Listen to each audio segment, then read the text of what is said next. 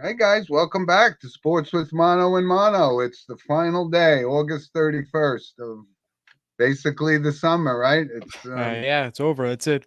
right, Labor Day weekend, official close of summer. But thanks for joining us. And I know I have some of our loyal listeners in Kansas City, Mr. Pugh and his family having coffee, waking up to Sports with Mono and Mono, and we thank them very much. Better than college game day. Yeah, and and we got, of course, let's jump right into our monologue. We got a lot of stuff to talk about today, That's but sponsored by Coriano Trucking, yes, it is Summerhill, of New Summer York. Hill, New York. And here's my monologue. This NFL players holding out is driving me crazy. First and foremost, they're under contract, right? So, but every single team seems to buckle under and end up paying these guys, even though they're under contract. And what's going to happen every time somebody signs a contract, the next guy up wants, he's no longer making that kind of money, so he holds out. Perfect example, Brandon Ayuk, right? And I say, hey, San Francisco didn't win the Super Bowl last year with Brandon Ayuk. They could not win the Super Bowl with him. So it without him. So it doesn't. I wish the owners would just take a stand. And you know this, Eli, that this doesn't happen in any other sport except football. I mean, the NBA in certain Oh yes. circumstances, these guys demand trades and they get buckled under, and the owners give them what they want. But when you look at like Aaron Judge, if Juan Soto is going to be making more, is Aaron Judge going to hold out and not show up to work? Of course not. Of course But not. they That's not allow the this to situation. go on in the NFL. And I will say one thing with Dak Prescott and whatever our listeners think of him, he's doing it the exact way you're supposed to do it. This is the final year of his contract. He shows up for work, and if they pay him, they pay him. If he doesn't, he gets the opportunity to walk. But he's not breaking his contract. He's not hurting his team. He just comes to work. That is how it should be done. Maybe And I because he wish doesn't the realize he's been owners. hurting the team the entire time. That's my other. That's the other thing. I don't know. I don't know that I don't it's know. hurting the team. You I don't know, know. But it's a he's tough one. doing it the right way. He's under contract, right? And now, you still have Trent Williams, you have Hassan Reddick, and you could bet before the start of this season, Hassan Reddick and Trent Williams will have new contracts. For And sure. this will never, ever end unless the owners take a stand and say, while you are under contract, you come to work, you do your job, and then we'll talk when your contract is up. Period. That's my monologue. What's Well, your thought? listen. Well, first off, Brandon Ayuk just got a fantastic contract, 4 year, $120 million extension to stay with the 49ers. Why it took so long is beyond me. That's number one. The first thing I want to say. I mean, it took you that long to come up with the contract. You said you wanted to trade back in July. It took you till August, like this week, to just find out that you're going to stay with San Francisco. That's the first thought that I had to bring up. Well, This, but also to that point, when you go down the list and say, "Give me the top 5 wide receivers in the game," Brandon Ayuk is not on that list. Period. no, he's not. No, but he did help a lot with San Francisco last year when the run to the playoffs. I can give you that one. Okay, but so It's a did Super Bowl. Debo Samuel, so did Christian McCaffrey, so So did did a Rob. lot of players, absolutely no question. But I think he was also a big impact too. Now Yep. I do have to agree that yes, you should be showing up to practice, showing up to these whatever the NFL requires you to do in this time period. But at the same time, also the NFL is known for giving out fines and lawsuits, and the players are known to doing that. That's the thing. No matter how much we want to say they need to show up to practice, it's not going to happen because we all know there's going to be a lawsuit involved. They're going to say, well, I could just do this, I can just do that. They're always going to have the upper hand no matter what.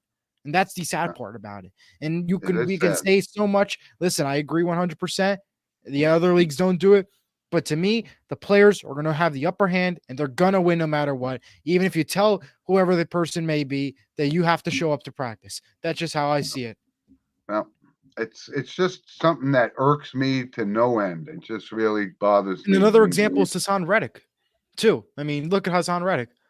That's another Right, but example. right, a perfect example. And by the way, so let's say he's accumulated $2 million in fines. they're going to pay him, and they're going to make that fine. They'll build in the additional 2 million to pay the fine for this guy, and that's he wins. Right. He will win, and he will be on the field week 1. I'm sure of it. So We do have a comment coming in from Tom. He says, I fully agree, Jim. And don't forget, for everybody else who's watching, to don't forget to comment and let us know your thoughts on anything we say or anything you want to say. We're more than happy to share it here on the show. well, thank you, Tom. And I know he's gonna be mad at me and when we make our picks for this Well, week. no, I think everybody's gonna be shocked when I make my picks already. We had a couple people on for our 12th horseshoe show this week. They were already upset with the picks. So if All you right, watch, I don't want to give it show, away, but I think I think a lot of people are gonna be all right. upset. But Maybe listen, we'll Eli, agree. We'll see. before we do whatever, listen, but we're gonna do our NFL preview. We're gonna go division by division. You give your picks, my picks. Who's gonna win? We don't need to do our Super Bowl picks just now. It's a little bit early, but let's cover a few other things in the world of sports so we could dedicate the majority of the show to the NFL and our preview picks. So a couple of things right now, right? With big upsets at the U.S. Open, right? Both Novak and Alcaraz, who everybody fully expected to at least one of the two to be in finals, if not both of them in the semifinals, and shocking, they came up empty, very unusual. But that opens up the door, like we keep saying, these young kids like Tiafoe and Taylor Fritz and these young guns, right? Yannick Sinner. We've talked about these guys. It's a different landscape now. We know Alcaraz is probably the best of the young gun bunch, but he gets knocked out, and so that's wide open for these guys to be make the finals on the men's side. And on the women's side, again, you and I have talked about it many times that it's very competitive. Anybody could win on the women's side. And there's 100%. only a handful of guys you could say that about on the men's side. But Coco Gauff, I think, is still the sentimental favorite. She's the defending champ, so it's hers to lose. And she seems to be up to the task. So we'll see how that pans out. 100%. The FedEx Cup, right? Tour Championship final thing. And this is you and I talked about the scoring thing, how it goes into the final match in the FedEx Cup. Scotty Scheffler went in at 10 under, and Xander Schauffele goes in at 8 under. Kind of an odd scoring system, but when it comes down to it, That's the way whoever it is. plays the best golf this weekend is going to win $25 million. Not a bad payday. Not a bad. Not bad at all.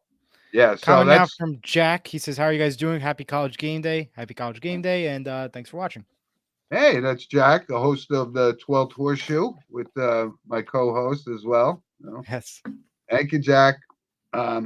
Okay. Also, Eli, college football. So some big games today, right? I guess maybe the marquee game is Georgia Clemson.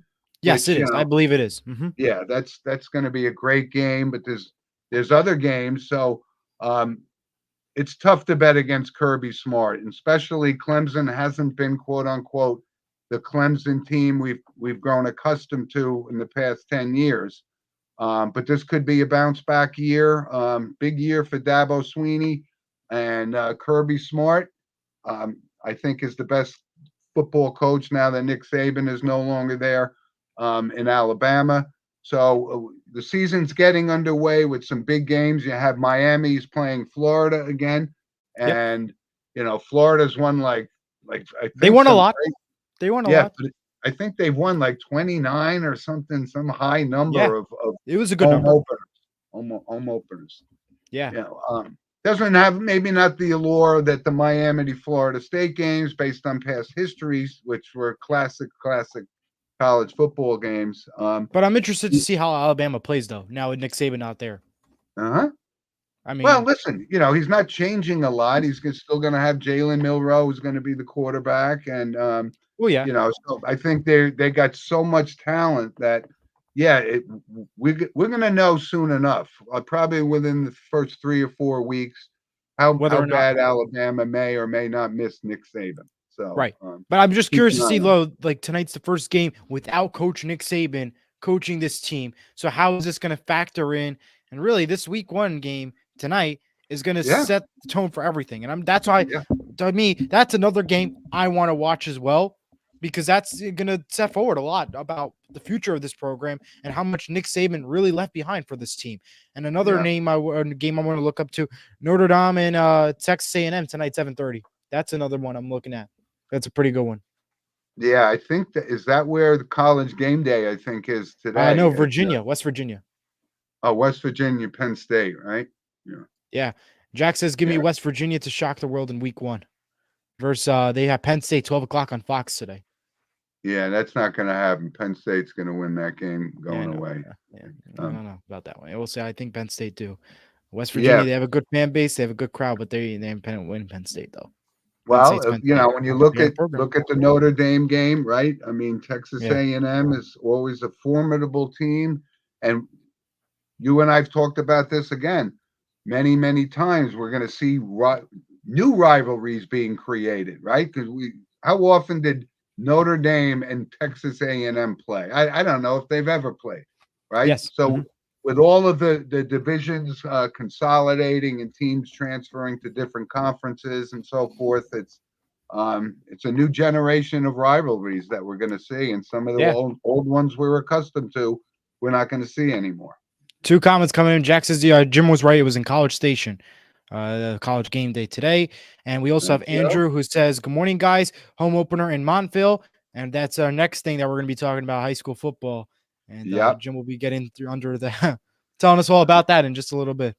we shall. We shall. So again, you know, the start of fall means the start of college football and high school football and the NFL. So we got a lot to talk about. And yes, let's talk about high school High football. school I know football. your team We didn't didn't win win. their home opener. No, Right? we didn't.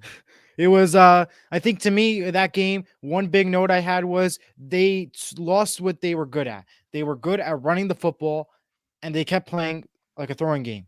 It really wasn't all throwing game for the offense of the Gales. I was a little disappointed. I mean, I know I wanted the Gales to throw a lot more, but they Mm-hmm. did take away from what they were good at, and that was running the football. They did Yeah. lose 21-7. Penalties were an issue, and third down on defense was unsuccessful for majority of the game. That was some big mistakes there in that game, but we'll see if hopefully they can turn it around. It may not happen next week, though, because they have a tough Park Ridge team to face, who, again, has a new coach. An article pointed out 40% of the team has new coaches, and that is Park Ridge, who also has a new coach. They'll be up against that next week. One of our loyal listeners is a graduate of Park Ridge High School, so he'll be delighted that we mentioned Park Ridge today Park on Ridge our in the, show. yeah, I know, show. And then you have a big game, St. Joe's today, which you want to get into. Yeah, it's St. Joe's home opener, first game of the season, and just like their rivals in the Super Conference here in New Jersey with Bergen Catholic, the number 1 team from last year, and Don Bosco was preseason ranked number 5 in New Jersey.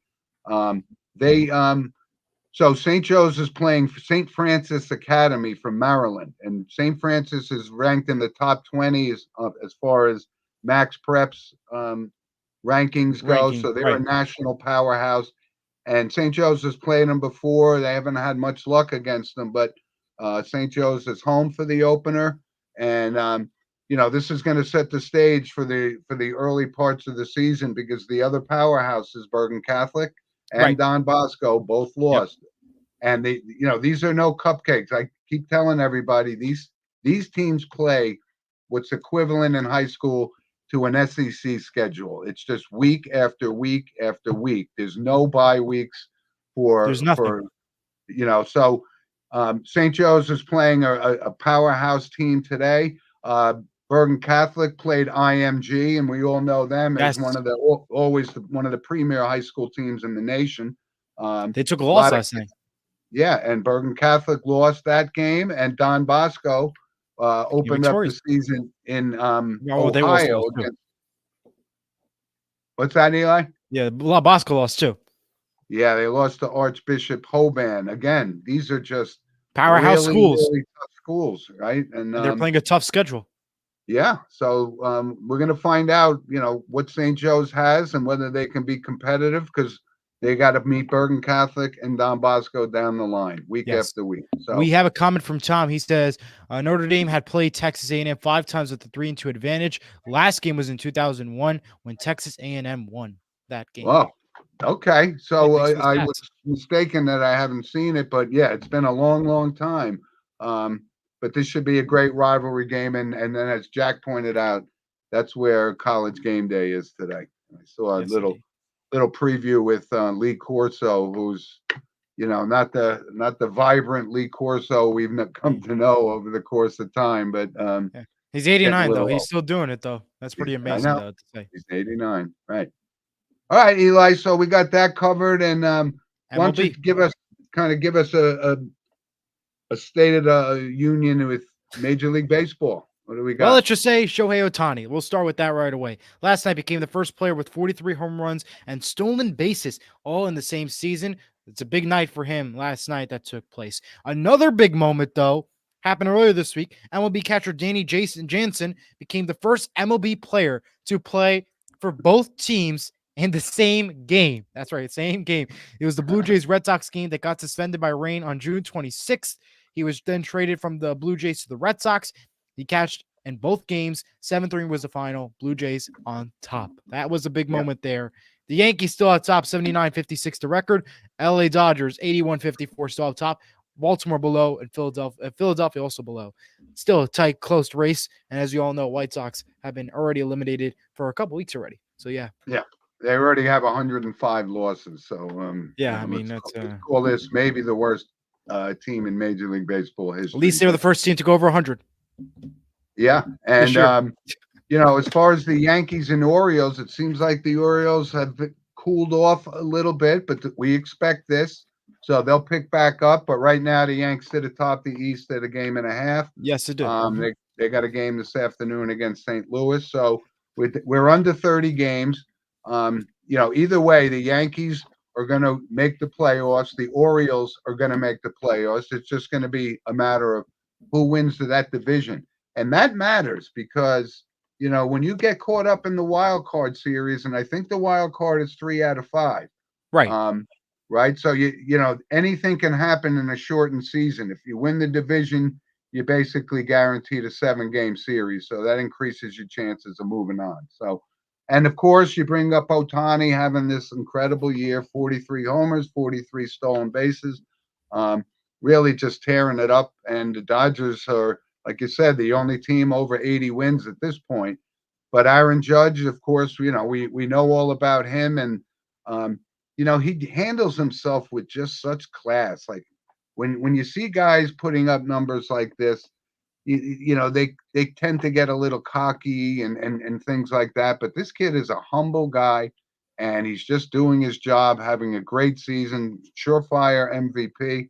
Ohtani surefire in the National League.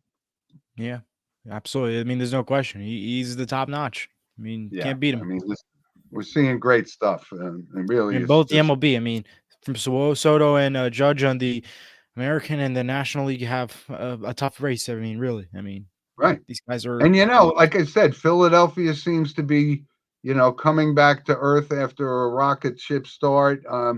But Bryce Harper admitted he's a little bit banged up, so he's kind of slumping a little bit, Yeah, and that'll come into play as well down the stretch because yeah, you're going to need your big hitters to advance in those playoffs. for sure. Yeah, so we got baseball covered, but we'll talk more about it. But we're less than 30 games, and that means it's down the stretch.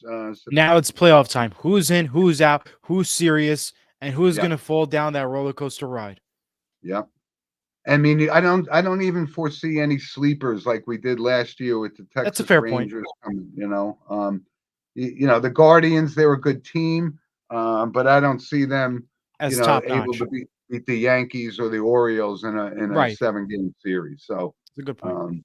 National League may be a little bit different because you have the Atlanta Braves who just, despite all of the injuries these guys had, they lost Acuna, they just lost. They lost a lot. Yeah, and they just keep winning. I mean, they just Yeah. keep bringing these kids in, and they produce. It's great to see. And listen, for Major League Baseball, um, the stories we're seeing, like the Paul Skeens, and he came out of, the number one pick in the draft, and he's had a great season for Pittsburgh. But, they're not going anywhere, obviously. But Of course.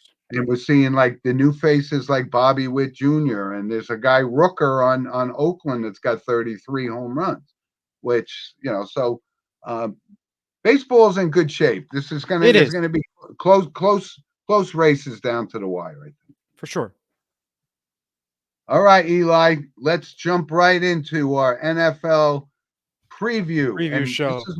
This is what we decided we're gonna do. We're gonna go division by division. Yep. And I'll give my who's going to win the division. Eli will give his who's going to win the division, and a little bit of analysis along the way. So let's jump right into it. We'll start with the AFC East, right? And in the division is the Jets, Miami, Buffalo, and New England. And all of the talk and all of the expectations, certainly in New York, is that the New York Jets have one of the, if not the best, quote unquote, roster. And, they're going to go as Aaron Rodgers goes, as we know. If Breece Hall has that breakout year, which a lot of people are expecting him to have, and Rodgers stays healthy, he's still good. I know he's 40, but I don't see them winning 13 games. I could see them winning at least 11 games. 11-6 would be good. Maybe 12-5. But everyone's got them going, 14-3. They got and high I don't hopes for them. That. Yeah.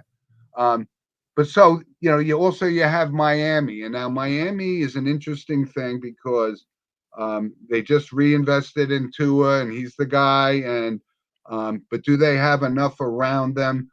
I'm not 100% sold on Tua, so I'm not sure about where Miami could have a great year. They could struggle in the division.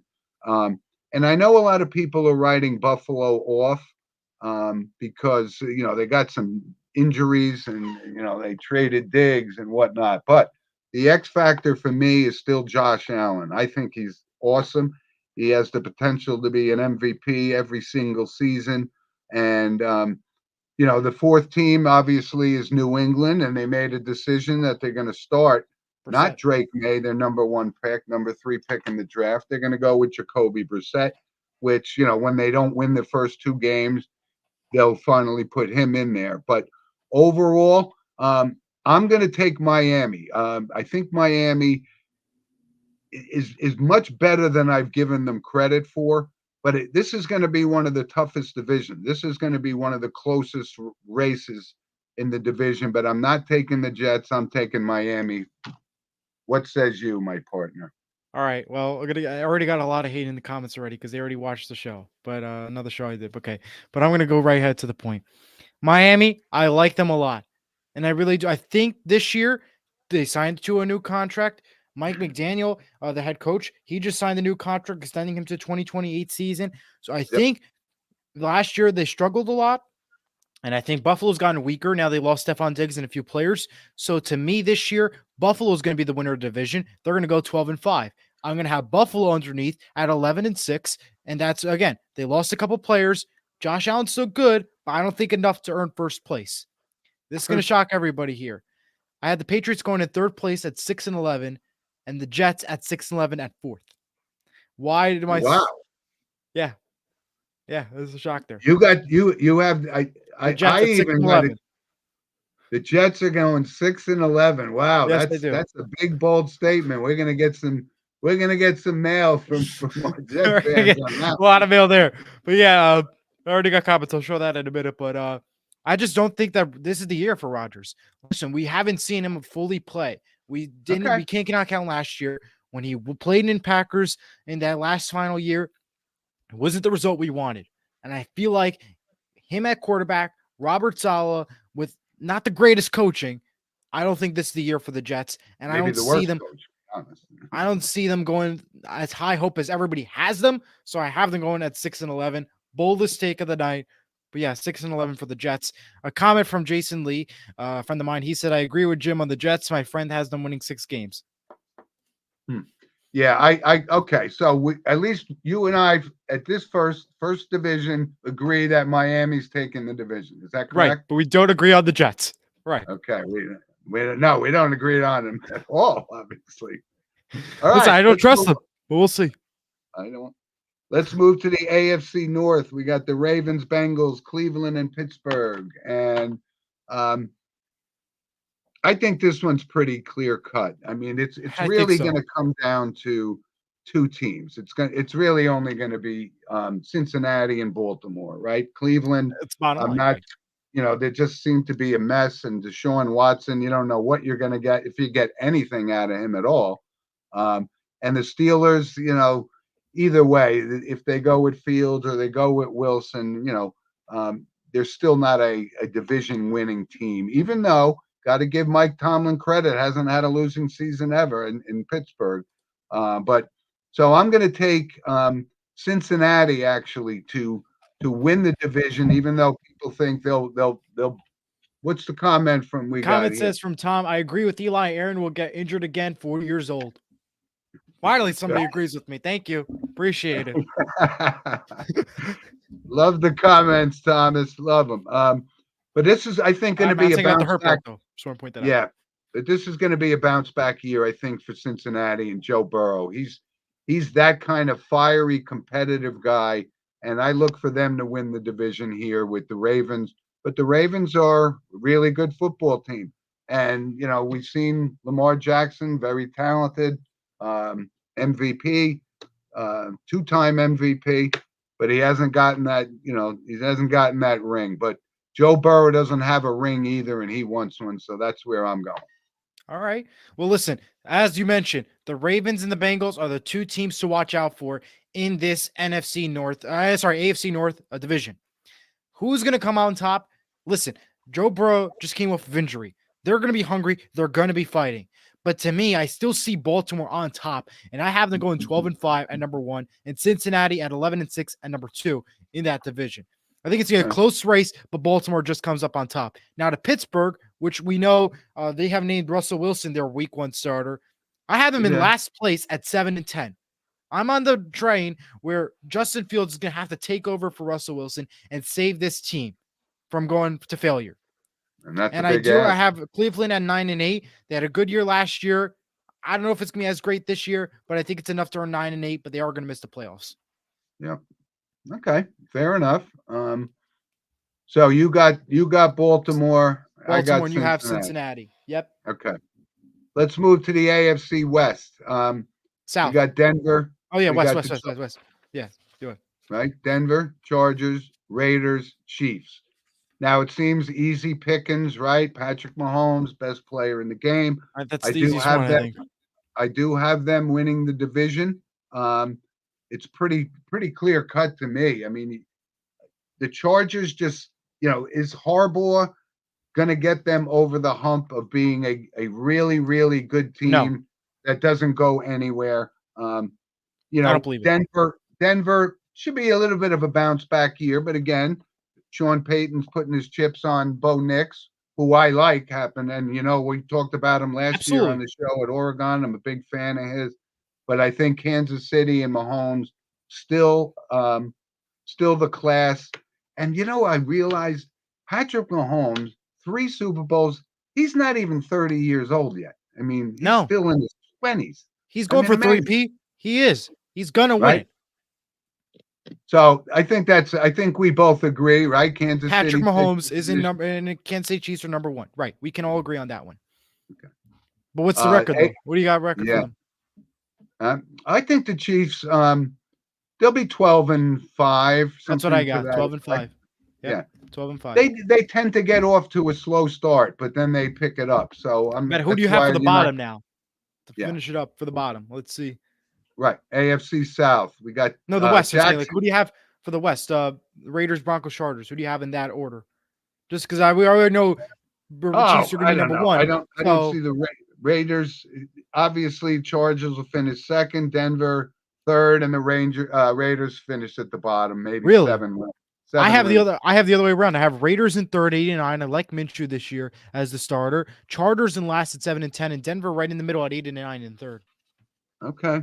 Yeah, Minshew to me, He's you a know, good quarterback. I mean, look what he did in yeah. Well, no, Colts, Indianapolis. Yeah, Indianapolis. Right. yeah, Tom says I I, agree with Eli again. yeah. Okay. I All think he's right. breaking my chops now. This All guy. right. I think he is. Okay. Now we have the South. And AFC South, right? Kind of one of those Competitive boring division. divisions, right? You It's a got competitive, I think. Jacksonville, you got the Titans, you got the Texans, and you got the Colts. I think based on what we saw with CJ Stroud last year, um, I think they can win the division. I think they win the division with again 11 wins. There's a lot of parity this year, so we're not going to see a 14-win team. Certainly not in the AFC. I don't think anyway. And Jacksonville, Trevor Lawrence to me is a very talented guy. I just don't know that they have enough around him to make that team successful. I just Okay. don't. And you got to go. You look at the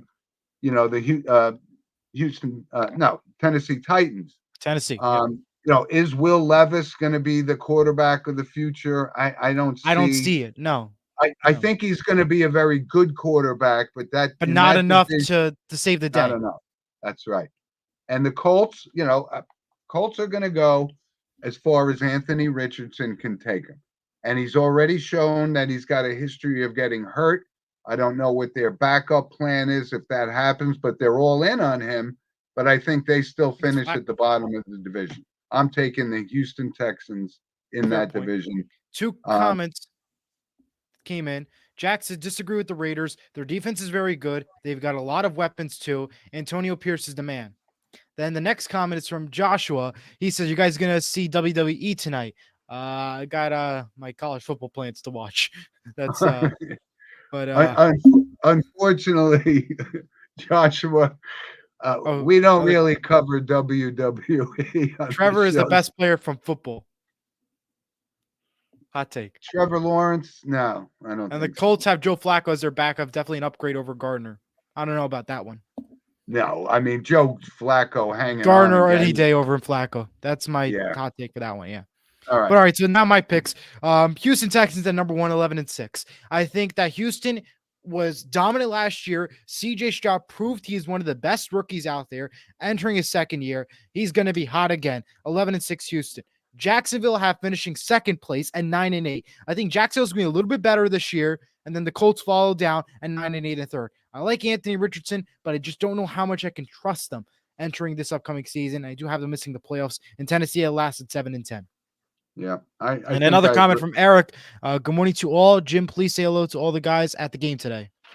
I certainly will. Eric. Thank you. You'll be missed for sure. Yeah. So I think we're both on pretty much aligned I'm on the same side there. Yeah, pretty much. All right, let's move on to the NFC, right? And yes, this is where we're gonna get comments. I have a feeling. I know we'll get some comments. That's what we want. We encourage comments. So the NFC East, of course, the Eagles, the Giants, the Commanders, and the Dallas Cowboys. I think everybody bought into Philadelphia last year when they started off like 10-1 or something, but then they kind of tanked for the rest of the way.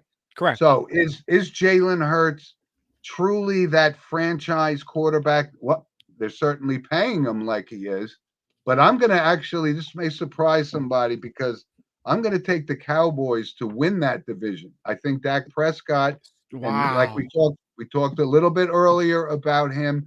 So you don't believe in the superstition and all that? Yeah, no, I think he's more underrated, and I think Jalen Hurts is more overrated, and I think that's going to pan out over 17 games. So, of course, now I can't just sit here and say, well, because I'm a Giants fan, that the Giants are going to go 12-5 because they're not. The question is whether Daniel Jones can get it done. And again, enough with this. I've been on his on the Jones bandwagon forever, but this is really a make or break. And if it's a break, both him and Shane and Dable are gone. Right. So, but Well, I and for can't Daniel see that. Jones, I can't see them winning more than 7 games. really. I don't think they can't beat Philadelphia. They can't beat Dallas, What do you have, and Washington? they split with Washington 1 game apiece. So, right there, but I think they'll be a little bit better. I think with the Washington Redskins, the Commanders, Jaden Daniels, you know what? He could be or he could not be. That franchise quarterback that they've been lacking for a long time. So he's going to have a little bit of growing pains, I think. But so I'm gonna take Dallas to win the division. I'm gonna have Washington and the Giants fighting for last place in the division. Really? Okay. Well, this is going to shock a lot of people. Last year's division winner was the Dallas Cowboys. The NFC East has not had a division winner and a repeat in a very long time. So True. America and everybody else is going to say Philadelphia, Philadelphia, Philadelphia. I'm not on the Philadelphia trend line. I'm going to go with the Washington Commanders in first place at 11-6. Wow. Why? I know it's shocking, everybody. Why? Number one, Jaden Daniels looked really good in the preseason, and I feel he's going to have a CJ Stroud type year this year where he's going to lead Washington to first place and win the NFC East. Dallas is going to not win the division because, again, they won last year, and I believe the whole superstition, all that they won last year, there's no repeating there. They'll come in at 10-7 in second place, and Philadelphia at 9-8 at third. And the Giants, it's a shock number I'm going to give out, 5-12 for the Giants.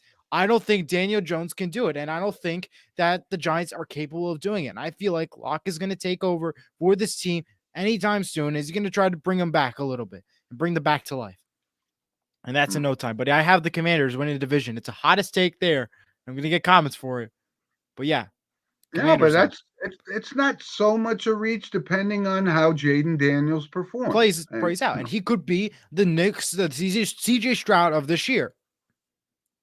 But you also have Dan Quinn, right? Dan Quinn's the coach. That's the there coach now, as well. Yes. right? So he's probably a better coordinator than he is a head coach. He proved that in Atlanta for several years. So We'll see how that plays out, though. okay, fair enough. So Eli's taking the Commanders to win the division, and I'm taking the Cowboys to repeat and break that little trend of yours. All right. Yeah. I believe in that trend. And Okay, so let's go to the Jacksonville. Mike Garvey says Jacksonville better record than the Jets. What are you smoking, Eli? Saquon Barkley will have a big year for the Eagles. Hey, listen though, Tom. When the Eagles have, they've had guys like Boston Scott and Sanders, these kids, it's that offense. They all seem to prosper in this offense. And listen, I've always been a Saquon Barkley fan. I just don't know if he's going to be that player that pushes them over the top. I think their running game's never really been an issue. So we'll see about that. But let's move to the NFC North. Yes. Chicago, Minnesota, Green Bay, and Detroit. I think the easy pick here is Detroit because the way the way they've come. I don't see any reason to dispute that. I think they're really an outstanding coached team. I'm on St. Brown and the years Jared Goff has been having. I think they repeat. I know a lot of the focus is now on the Chicago Bears with Caleb Williams, and people are already putting him in the Hall of Fame, and he hasn't thrown a pass. Most quarterbacks struggle. And I don't see any reason why. He's athletic as could be, no question about it. Him and Daniels are probably the two most athletic rookies that we're going to be watching this year. But I don't think he's going to come in and make the Bears a 12-5 team. Tom says you have to love, in quotation marks, the Packers. Of course, we've used that pun before. I said we have a resident Packer fan from Wisconsin, Abe Vallejo. So I'm going to show him love because I've been a Jordan Love supporter. Really, and I just don't know that they have enough around him to bypass Detroit and the Vikings. I just can't. I can't put my money on Sam Darnold. I just can't do it, and I won't do it, despite having Justin Jefferson, arguably one of the best, if not the best receiver in the game. So I look for Detroit to win it, Green Bay to come in second, and the Vikings and the Bears fight it out for last in the division. All right, this is another bold take. This is another weak division, like the NFC South. Why am I saying that? Because, well, the Detroit Lions are the only good one on this side. Green Bay is 50-50, depending on the day. Yep. Minnesota just had an opportunity, but just lost their quarterback in preseason. And then you have Chicago, who's going to try to fight to be on top. So obviously, we all know Detroit's going to win the division at 12-5. That's my record for them. Second place, though, I have Chicago at 8-9. Chicago at 8-9. I don't love the Packers. 7-10. Fourth place. Oof. Why? Wow. We need explanation. I know we're going to comment here on that one. Why am I saying Packers that? aren't that bad. They're not a 7-9 team. I mean, they're a 7-10 team. But this is my reason why, though. Joe Burrow became the highest paid quarterback last year. What happened? He was injured. And did the Bengals make the playoffs? No, they fell down the track. Saying, I don't hope no injury happens for Love, but I believe in the superstition and all that. And either bad luck is going to happen or it's not going to go the Packers' way this year. Okay. So I cannot put them at the highest stake possible. I have them at 7-10, and I have Minnesota at third at 7-10 also. I also think that they're going to just tie up with the Packers. They're going to have to fight for that last place spot. But again, I believe in that curse, and I don't think that it's going to go the way that we all expect them to go. And it's a hot take to say, but it's true. And what would Vince say? Tom says. Well, what would Vince say? Oh, Vince Lombardi. He would roll over in his grave right now if he thought his team was going to go 7-10. But I don't know. I don't think Green Bay is that far away that they're going to fall. I don't know, but again, I believe in this like whole superstition stuff, like with that we've seen so far in the highest paid quarterback. And that's my. But we agree. We agree. Detroit will win the division. We agree. Detroit wins. The Packers. Okay. That's what we can disagree with. Gotcha. All right, let's move on to what I think is probably the worst division in football, which is the NFC South with Tampa, New Orleans, Carolina, and Atlanta. And this is going to be one of those divisions where you got to play rock paper. 9-8 is going to win the division. And, unfortunately, there's really nothing there. I can't put my money on Baker Mayfield and Tampa. New Orleans, I've seen this Derek Carr movie so many times. They're not going anywhere. Carolina is just kind of a mess. They got so much rebuilding to do.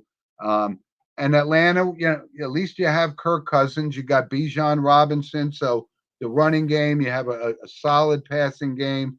They got good receivers. And, Kyle Pitts needs to step up if he wants to be considered, one of the best tight ends. He's got a quarterback to throw to him, and he could be successful. So I look for Atlanta to win the division at 10-7. Wow. Okay. Yeah. Well, I have New Orleans winning the division at 9-8. I think that they're going to be the team that is going to surprise everybody this year. So they go 9-8. Tampa falls to 9-8 at second place, but Saints come up on top. It was a fight for the wire last year with Atlanta, Buccaneers, and Saints. It's going to be one of those battles again. It's going to be the Saints up on top this time. Atlanta goes 8-9 in third place. Carolina 4-13 at the rock bottom. Okay, fair enough. Wow. Okay. I got the division winner, and you got them in last place. Okay. Third place. Oh, Atlanta. third. All right. Okay. I got to be a little. Finally, we got the NFC West, and this is the first year with the Rams playing without one of the surefire Hall of Famers and Aaron Donald. The question I think is how healthy is Matthew Stafford? He's been kind of beaten up in the past couple of seasons, so they say he's healthy. If so, then they got a legitimate shot, but I don't think they have a legitimate shot. San Francisco is still the team to beat. They will win the division with a 12-5 record. I think McCaffrey and again, we've talked about it. I think Samuel's even a better receiver than Ayuk, and Kittle's one of the premier tight ends. So they're still loaded. But can Brock Purdy, make that step? He's been there. He's got a lot of supporting cast around him, so the burden isn't completely on him. But I think they're still the quality team. Arizona, bottom of the list. I think nothing of Kyler Murray.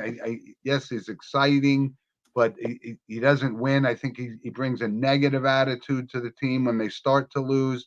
So, and okay, listen, I'm going to let you tell me where your Seattle Seahawks are going to be. Is Geno Smith going to take No. them to the promised land?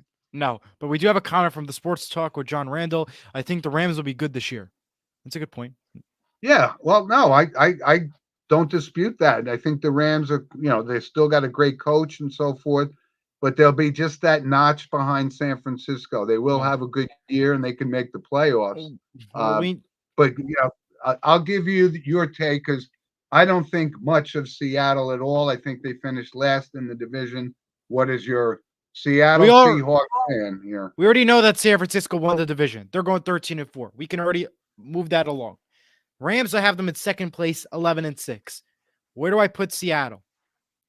Seattle, I don't have much faith in them. I don't think with Pete Carroll on board, not a trusty quarterback, they're not going to have the good year that they have. But they are going to go third place and 6-11. Arizona goes 5-12, fourth place. I think Seattle's going to be one game better than Arizona, but not going to have the winning season that they want. But I do think that they're going to get enough of 6 wins, though.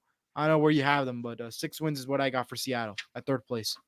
Yeah, no, like I said, I don't really trust in Geno Smith. I think this is a transition year for them. So they finish at the bottom with Arizona. They'll fight it out at the bottom for those two teams. But I think San Francisco, clear winner. Still loaded. Can McCaffrey stay healthy? That'll be a big key for them because even if McCaffrey goes down, Elijah Mitchell, who was his backup, is out for the season. Out for the season. So, and they just released Cardinals Desmond Ridder, so that doesn't help. Right, and Desmond Ridder just got cut again.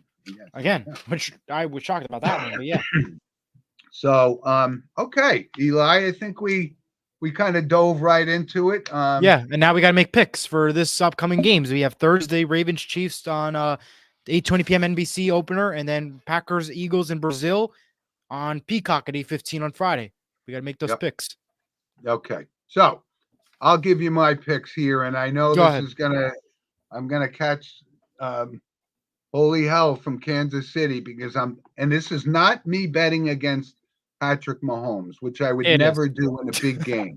I'm just saying that Kansas City notoriously seems to get off to slow starts, and then they ramp it up. And Baltimore is, they're a really good team, and I think that could be a big upset in week 1, the first games of the season. So I'm actually going to take Baltimore. Okay. And Green Bay and Philadelphia. Well, this is a team, both teams. You got Love versus Hurts, and who's gonna emerge out of those two as premier players. But I do like Philadelphia. You're right. I don't think Green Bay has a lot around them to keep up with Philadelphia. So I'm going to take Philadelphia in the in that game. Philadelphia's home. They play well at home. But I am going to take Baltimore in a week 1 upset versus Kansas City. All right. Well, I'm going to start off with Kansas City. Last year, we know that Kansas City lost by 1 point to Detroit in the opener. I had Detroit. I was lucky on that one. This time, though, based off of the AFC conference showdown game, it resulted in the Chiefs win. And Taylor Swift is still there. That's the number 1 star besides Patrick Mahomes for the team. So we all know it's going to be Kansas City that's going to take a victory, but it's going to be close, 36-33. Okay. Eagles, Packers in Brazil. Yeah, I like the Eagles. Not a big fan of the Packers upcoming this year. I'm taking the Eagles in this one, 24-21. Another 3-point game, going to come down to the wire. I think this one's going to be a little close for the Packers. Not as great as we say. Tom says Baltimore has the motivation to win in KC. Sad to say. Yeah, they do. They do. I have And some it's other not a NFL notes too when we're done before we Yeah, move and on. To it's not a playoff game, so Lamar Jackson usually plays well unless it's playoff. Yes. So All right. Well, I got some NFL notes real quick I'll get to before we get to random points. go ahead. So watch out this season for tight end Travis Kelce as he needs one touchdown reception to surpass Jason Witt for the fifth most time touchdown receptions by a tight end in NFL history. So watch out for that. We'll see if you can get that right away. Chiefs wide receiver Hollywood Brown will be out week 1 versus the Ravens. Not a good start for the Chiefs. Falcons trade QB Taylor Heineke to the Chargers. Running back Dalvin Cook signs with the Dallas Cowboys. Running back A.J. Dillon from the Packers is out for the season with the neck injury that was announced this week, which is not a good sign for the Packers already. Odell Beckham Jr. will miss 4 games with Miami to start the season. Chiefs released Kadarius Toney, wide receiver, instead signed Juju Smith-Schuster, which was another surprise I thought came out of the Chiefs side of things. Rams trade linebacker Ernest Jones to the Titans. Titans also trade QB Malik Willis to the Packers. And Cowboys re-signed CeeDee Lamb to a 4-year, $136 million deal. Yeah. And that was, you just brought up a good point when you mentioned Dalvin Cook signed with the Cowboys. First of all, he's done. He's not the Dalvin Cook he was 5 No, years he's not. ago. So that's the only weak spot. That unless the Cowboys shore that up, you can't go into the season with Ezekiel Elliott and a washed up Dalvin Cook. But hopefully they'll have a surprise guy because those two aren't going to get it done as the premier backs for that team. But yes, we have yeah, a comment from Sports Talk with John Rando. He says, "I don't think Baltimore will be able to beat Kansas City because Patrick Mahomes is just that good, even without Hollywood Brown." Listen, nobody thinks the world of Patrick Mahomes more than I do. Yeah, I'm just saying they get off to a slow start. That's all. fair point. He will be there when it comes crunch time. They will win 12 games and things will be just fine in Kansas City. But week 1 opening loss. All right. So good points, Eli. Thank you. Let's jump into our random points of interest, of course, which is sponsored by Lynch Toyota. Had a little communication with president of Lynch Toyota this week, who's fully recovered from his Excellent to health hear. issues earlier in the summer, and that's great news to hear. So a couple of random points. You know how I love talking about sports memorabilia. Well, Babe Ruth jersey, the one he wore in the World Series against the Chicago Cubs, the famous called shot, sold for $24 million. All time, broke the record. I think the record that it broke for sports memorabilia was the 1952 Mickey Mantle card. I think it was his. Wow. I don't know if it was his rookie year. Maybe. Anyway, but how about that? Wanted to give a shout out to Florida, who won the Little League World Series, and big upset over Chinese Taipei. That was a great game. It went into extra innings, and I right really at the last moment. I gotta say, the class that those kids from Florida showed when they won that game and how devastated China was, they were consoling those. These are young kids, and that just shows how well coached they are. And that was just really awesome to see. Good representation from the U.S. and Florida. That's their first Little League World Series title. And they celebrated like champs. They were in the parade in Walt Disney World at the Magic Kingdom. They got to do like what the NFL athletes would do too. And they got a big parade coming up today. I mean, you could say it's all blue skies and sunshine for them right now. Yeah. And I don't know. Did we cover it last week, or did we mention that Sam Rosen is retiring? Did we talk about that? Yes, we did talk about Sam Darn. Yep, we did. Yeah. Sam Rosen. But like I said, we got an email from one of our listeners, and the call that he made when the Rangers won the Stanley Cup in 1994 was just, he nailed it. That's one of the great calls of all time to wrap it up. So he will be missed. And one other quick thing I saw, I didn't know this fact, but there was only one player that led the NBA, the ABA, and the NCAA in scoring. And I'll give you folks a minute or two if you know the answer before you can Google it. But Steph Curry? the answer, you know what? When I thought about it, I said, yeah, Steph Curry. that could Is have it? been. No, but because he didn't play in the ABA. No, right. And he didn't lead Davidson in score in the country. Yeah, I don't know then. Yeah. So anyway, the answer was Rick Barry, and Wow. yeah, Not a that name was that popped up in my head. I know.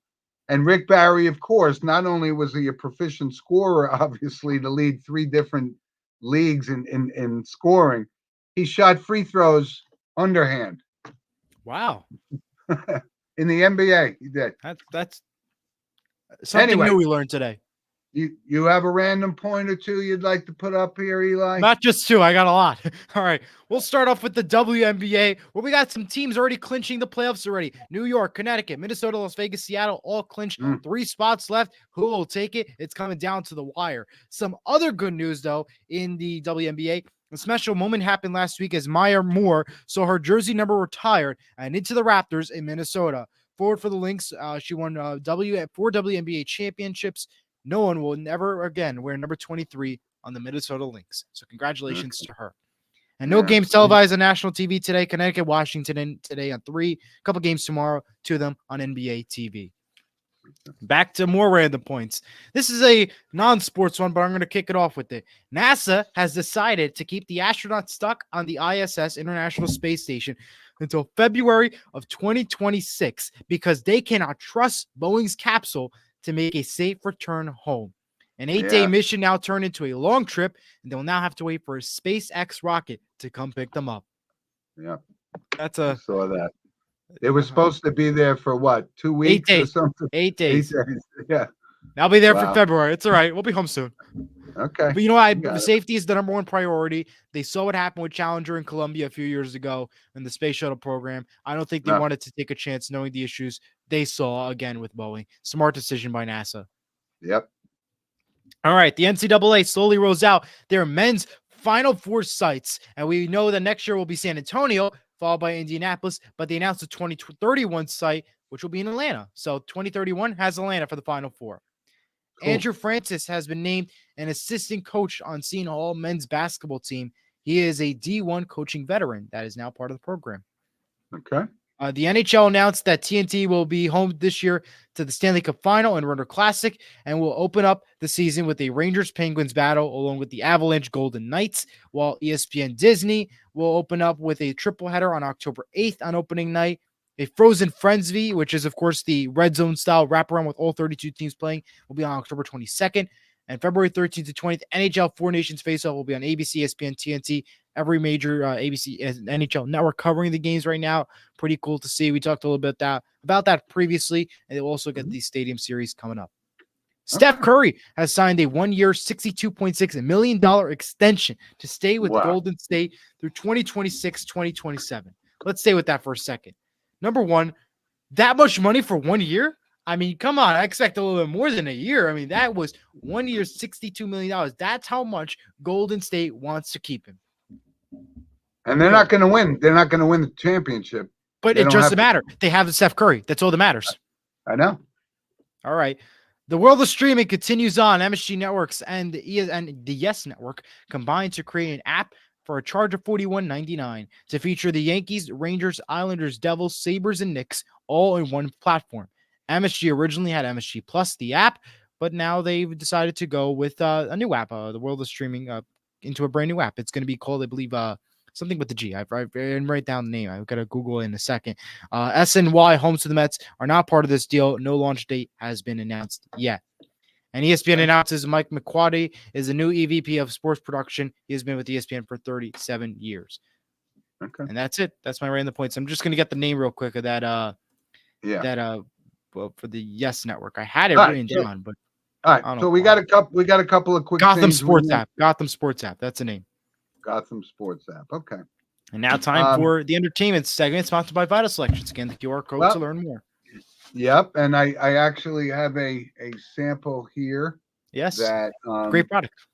It is. So you can go scan the QR code, go read about the history of the company and the benefits. Nice product. Right. Yeah. So you I go. got a movie recommendation. Yep. I'm going to say it was The Jagged Edge with Jeff Bridges and Glenn Close. Very, very clever mystery kind of a great movie though. Just great performances. I would recommend that. What's your recommendation, Eli? All right. Well, I didn't come up with the game show one for once. Can you believe it? I know. I didn't Yeah. come up with the game show one. That's a shocker to America right there. Yeah, I No, get I a lot actually. of feedback that you're a game show guy and you All right. still Well, haven't watched Rudy yet. I don't no, I know. did not. No, I got a big homework assignment. All right. Yeah. My pick this week is gonna be America's Funniest Home Videos. At 7 o'clock on Sundays on ABC. It's a funny show to watch. I mean, if there's no football on, I mean, that's something it's worth watching on a Sunday. Okay. All right. I mean, I know we're gonna get some disagreements on that one, but it's a good one. All It's a good right. show. Hey, listen, you're entitled to your opinion. Which do you like the show? Have you watched it? I can't say that I have. No. Okay. All right. Fair enough. No, I know it's been on. It's been on for 30 years. Tom Must says be- Eli really, and yes, I'm a big game show person. So that's why. And, Okay. and I do like funny videos. I mean, that's a TV Hey. pick. I'm doing a movie today. Hey, Here's some photos. you know your sports. That's for sure. Go ahead. We got a couple photos. We got that. That's my grandson and my son-in-law. They were at a game at Camden Yards at Baltimore last weekend. Pretty cool. I thought it was for second Fenway, but it No. wasn't. Camden Yards. Yeah. Camden Yards. All right. And Next one. this is another picture of, that's my my nephew in the middle, former pitching coach at Rutgers, and his wife and baby, and of course my daughters and my grandkids. She's Just a great the family. Welch is on the side, which I appreciate. It's a good snack. Excellent.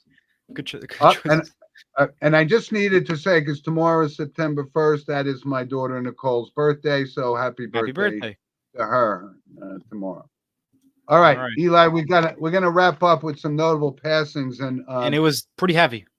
Yeah, one was a very shocking story with Johnny Gaudreau, of course, the Columbus Blue Jackets hockey player, but had a great career. He actually almost averaged a point a game throughout his career, so he was a heck of a player. And his brother Matthew too. Yeah, tragically dies in a bicycle accident with his brother, and in Oldsman Township, New Jersey. On the eve of his sister's wedding, they were both supposed to be groomsmen, and they were both cycling. Matthew Godot, his brother, was expecting his first child, so it's just tragedy all around. And riding a bike on a road is a very dangerous thing, I've always thought.